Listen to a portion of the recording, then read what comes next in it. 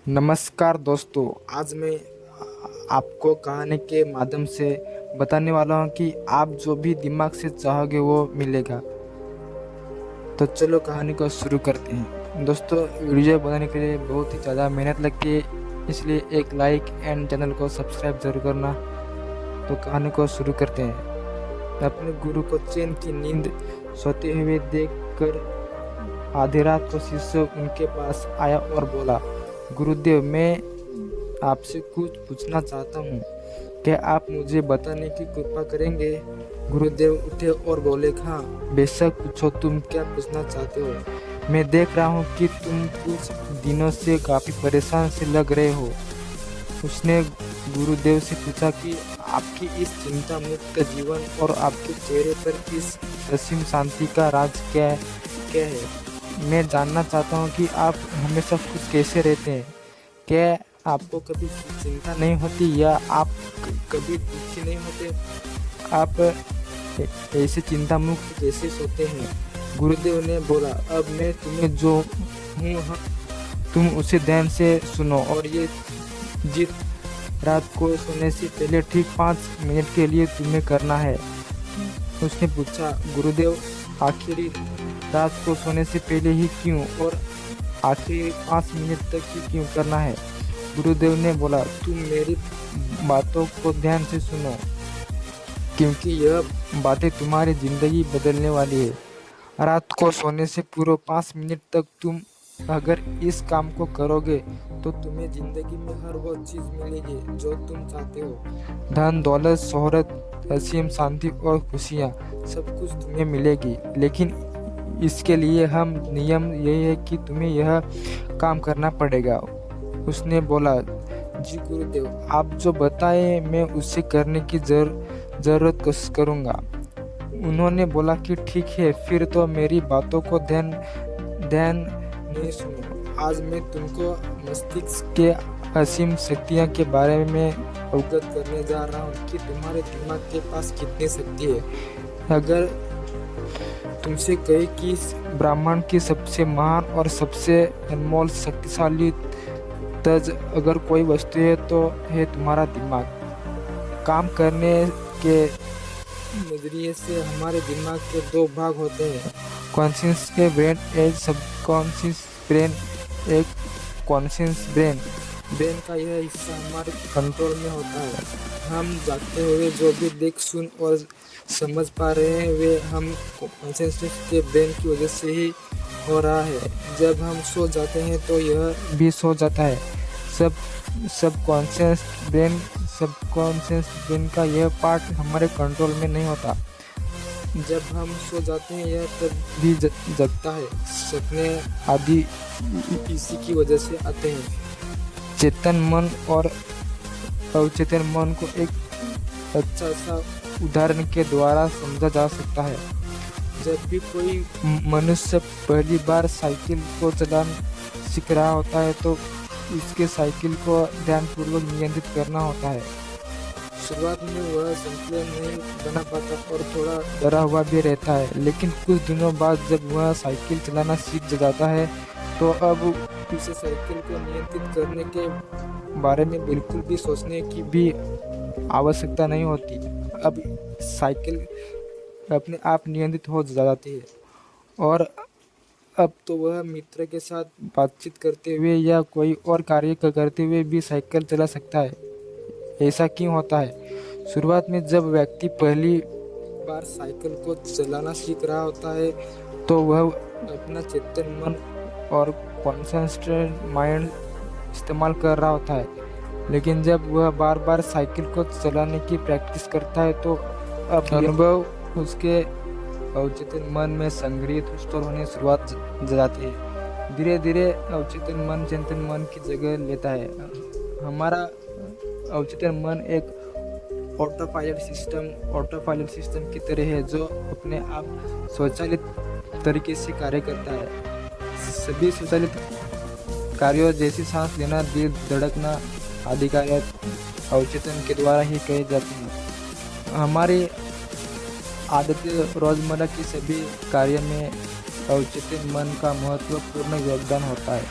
हमारे एक हर एक विचार का हमारे अवचेतन मन पर महत्वपूर्ण प्रभाव पड़ डमता है। यह कि एक सकते हैं कि हमें जो कुछ भी सोचते हैं या करते हैं उससे हमारे अवचेतन मन की प्रोग्रामिंग होती जाती है और फिर बाद में धीरे धीरे अवचेतन मन उस कार्य को नियंत्रित करने लगता है। हमारी आदतों और विचार धारणाओं का निर्णय भी ऐसे ही होता है और बाद में यह आदत स्वचालित रूप से अवचेतन मन के द्वारा पूरी तरह नियंत्रित होती है।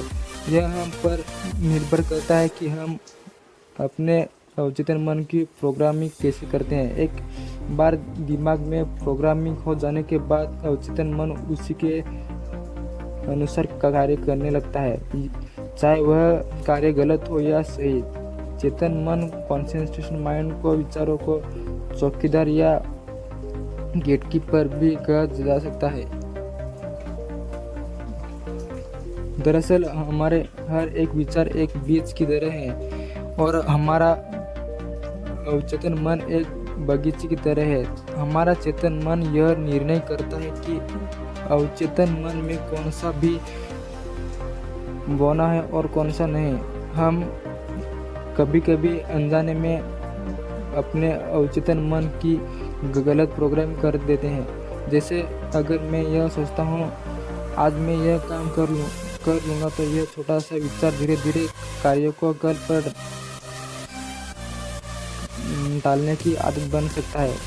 इतना सब सुनकर उसने गुरुजी से पूछा, लेकिन इसका नींद से क्या तात्पर्य है और सोने से पहले 5 मिनट तक हमें क्या करना है और चिंता मुक्त जीवन का रहस्य क्या है, आप वो हमें बताइए। गुरुदेव ने बोला, हर चीज़ को सीखने की जल्दी अक्सर इंसान को गलत जानकारी देती है। वह गलत जानकारी किसी काम की नहीं होती, इसलिए सब्र और धैर्य के साथ बातों को सुनने की आदत डालो। गुरुदेव ने बोला, क्या तुमको पता है कि चेतन मस्तिष्क हमारे ब्रेन पावर का सिर्फ 1% इस्तेमाल करते हैं।